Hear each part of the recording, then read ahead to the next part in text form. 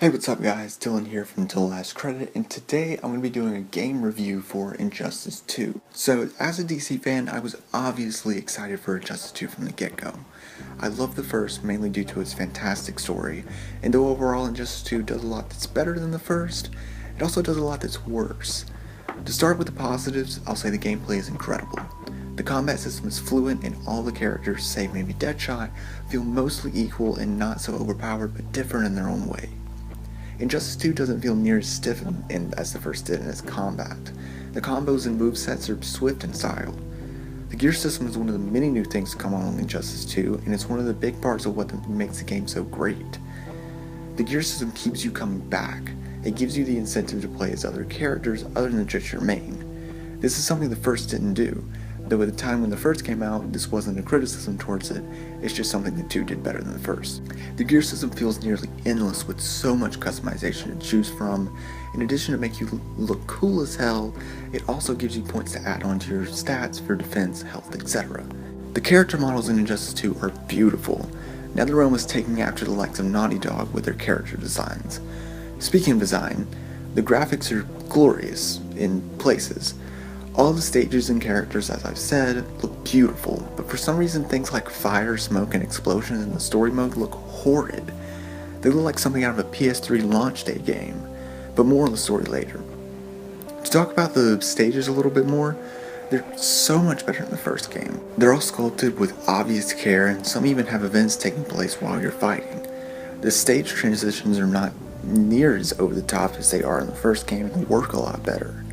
Injustice 2 also has added a new game mode onto the single player called the Multiverse, which has new Earths, matches, and rewards added each day.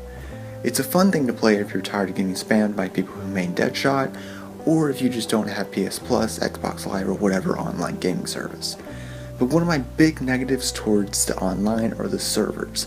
The servers definitely need to be worked on, as I've been in multiple King of the Hill matches, and suddenly every single player will just leave, that or I'll get a notification saying the session is no longer available.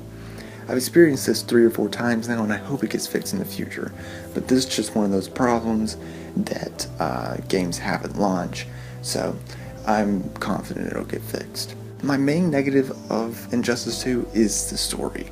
The story just lacks any kind of creativity. The first was something we had never seen before in the superhero genre, while this just feels like something I've seen multiple times. Most of the characters, besides maybe Harley and Supergirl, are incredibly annoying and unlikable, and some of the voice acting sounds like the actors had a gun to their head. Brainiac is as forgettable of a villain as I thought he'd be. His motivations aren't explained that well, and you just kind of have to accept that he's a villain, he's going to do villainy things.